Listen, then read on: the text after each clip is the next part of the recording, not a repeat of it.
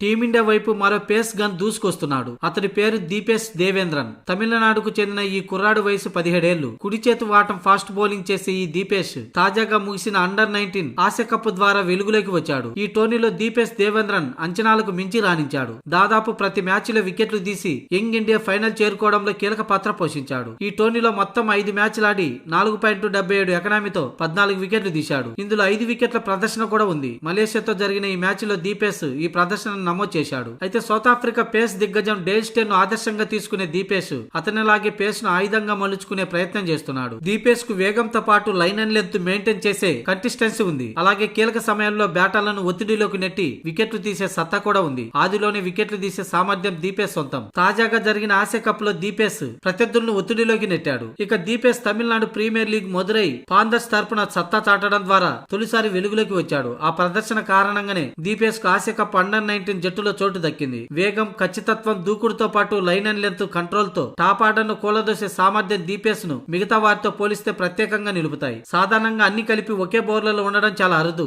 ఈ సాధారణ ప్రతిభే దీపేష్ ను భావి భారత ఫాస్ట్ బౌలర్ గా చిత్రీకరిస్తున్నాయి. ప్రస్తుతం గంటకు 140 కిలోమీటర్ల వేగంతో బౌలింగ్ చేస్తున్న దీపేష్ సరైన శిక్షణ ఇస్తే మరింత పేస్ ను రాబట్టగలడని నిపుణులు అంచనా వేస్తున్నారు. దీపేష్ లో పేస్ వేరియేషన్ కూడా ఉంది. 17 ఏళ్ల వయసులోనే ఖండాంతర టోర్నీలో అత్యుత్తమ ప్రదర్శన కనబర్చి లీడింగ్ వికెట్ టేకర్ గా నిలిచిన దీపేష్ ఫిట్నెస్ మేనేజ్మెంట్ పై కూడా దృష్టి పెట్టగలిగితే త్వరలోనే టీమిండియా తలుపులు తట్టే అవకాశం ఉంది. ఆసియా కప్ ఫైనల్ మినహాయిస్తే దీపేష్ ప్రతి మ్యాచ్ లోనూ చాలా పొదుపుగా కూడా బౌలింగ్ చేశాడు.